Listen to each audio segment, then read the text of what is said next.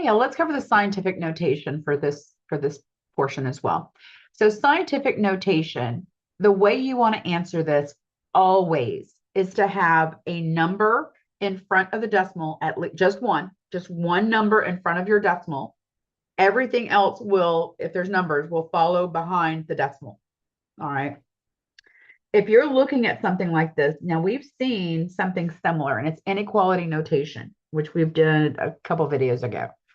What this means, remember, the absolute value means that the number has to be positive. What's rest of this is the number has to be 1, including 1, and less than 10, which means the number has to be between 1 and 9 in front of the decimal. So what we're looking at here is, say, 2 point something. All right, say 2.38. Right? The number in front of there has to be a number in front of the decimal, and there can only be one place value. All right. It's always going to be just one. So if n is your exponent. So this is going to be times 10 to the something. N is positive if the original number is larger than 2. And n is negative if the original number was less than 2 in this case. To multiply or divide numbers in scientific notation, you're going to multiply, divide the a parts and the add and subtract the n parts. I'll show you what I'm talking about. So we're going to write this in scientific notation. We only want one number in front of the decimal, and it's not going to be a 0 in this case. So I need to take where my decimal is and find out where I want my decimal to be. I want my decimal to be, as you should, right there, to where we only have 4.68 times 10 to the something. Now, here's what I want you to keep in mind. We're going to count. We're going to move the decimal from where you want it to where it is, or where it was. It currently was here. We want it here. So move decimal from where you want it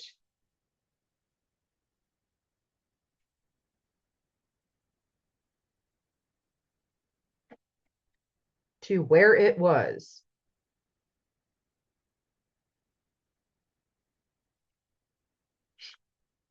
If you are having to move your decimal, if this is where you want it, if you're having to move your decimal back to the right, then that is a positive exponent.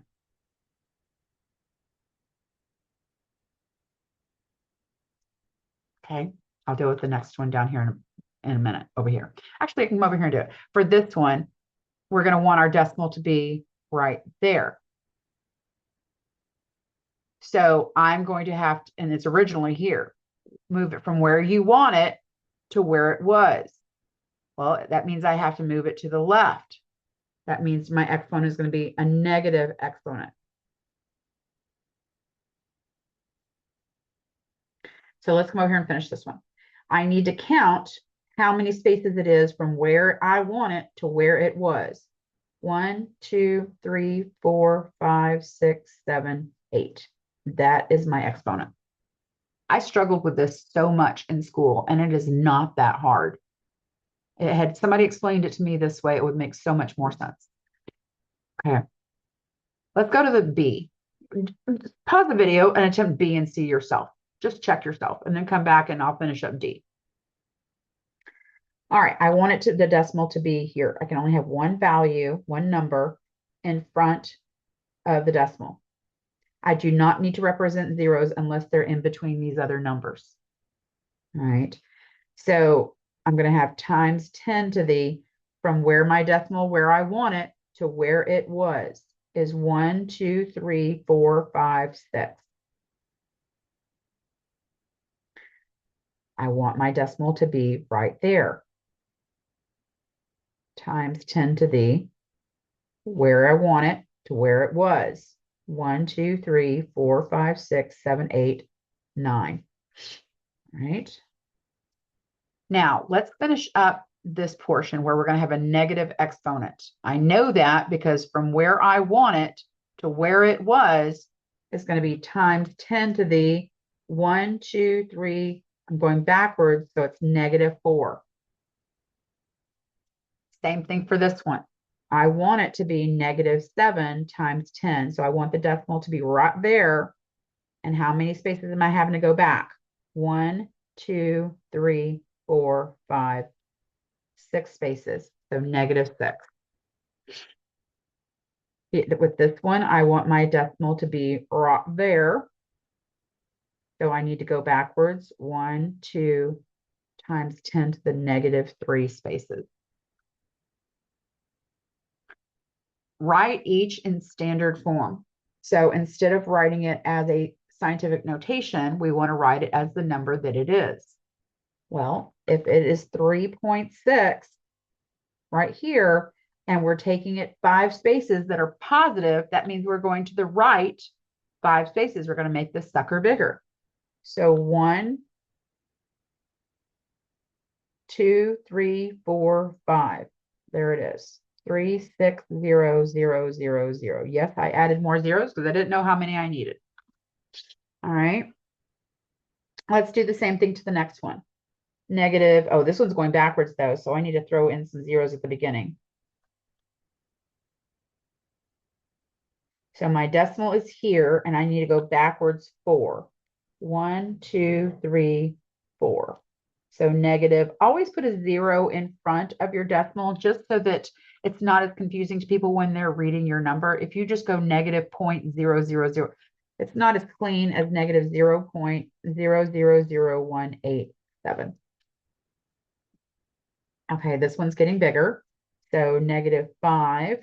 And then I don't have any numbers after that. So I'm just going to throw in 11 zeros. 1, 2, 3, 4, 5, 6, 7, 8, 9, 10, 11. Holy smokes. 1, 2, 3. All right. For the next one, we've got 4, 1, 1. But we want to go, throw in some numbers here. Backwards 2. So 1, 2. So 0.0411. This one's -8. My decimal is currently here.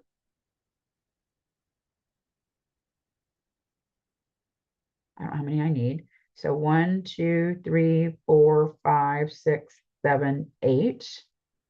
0.123456 7. And don't forget your 6.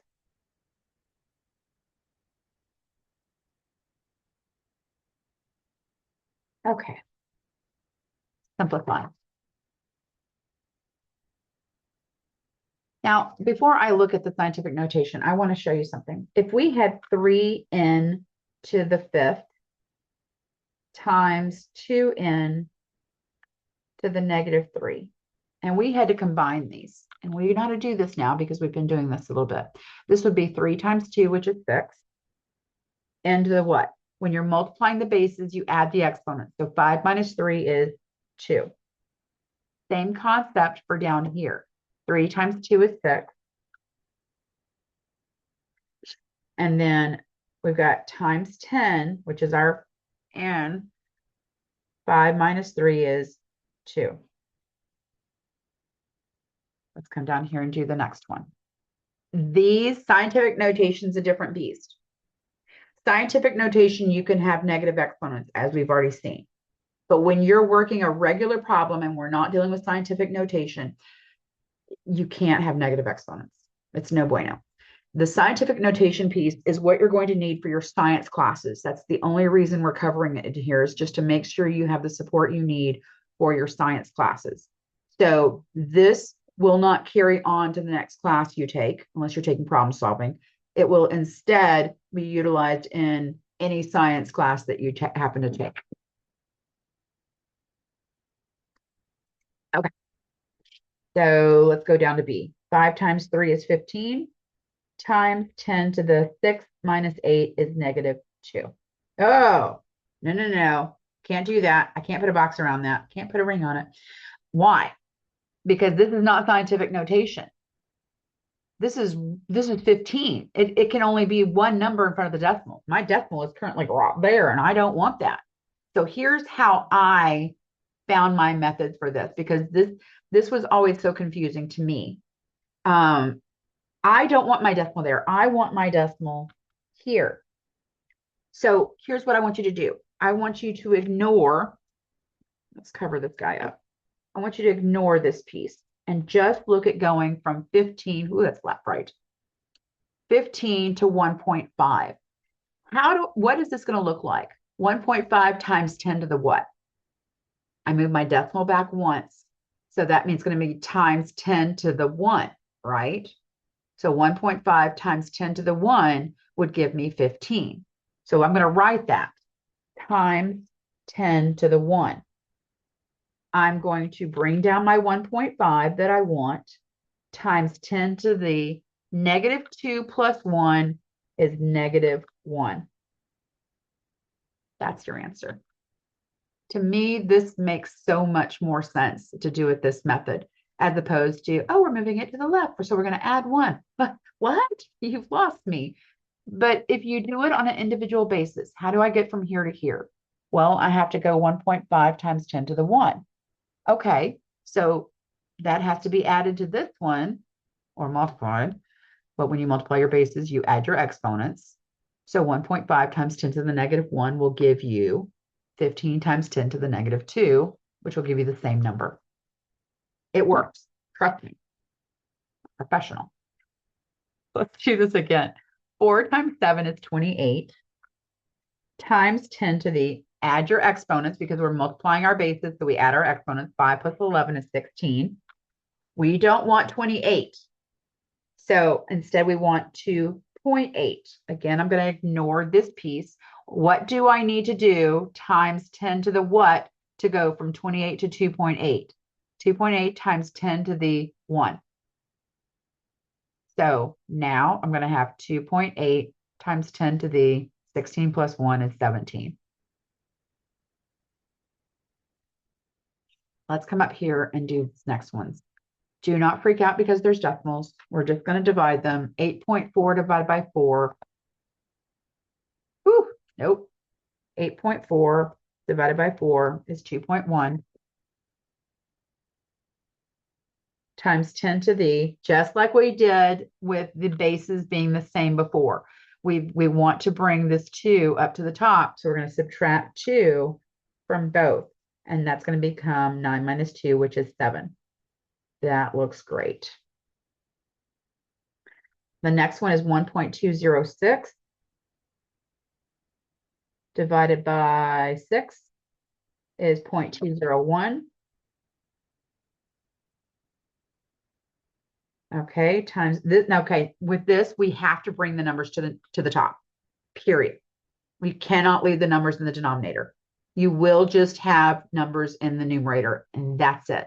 So that means I need to add, whether it's positive or negative, doesn't matter. You have to add 7 to both. 7 minus 5 is 2. All right, here's the issue. I can't have 0.201 for scientific notation. I need it to be 2.01. So covering this up again, how do I go from here to here? This is times 10 to the what? Because it's going the opposite direction. It's going to be, is it positive 1, negative 1? It's negative 1. To make this look like this, you're going to have to go backwards 1, so it's minus 1. So now that's going to be 2.01 times 10 to the 2 minus 1 is 1.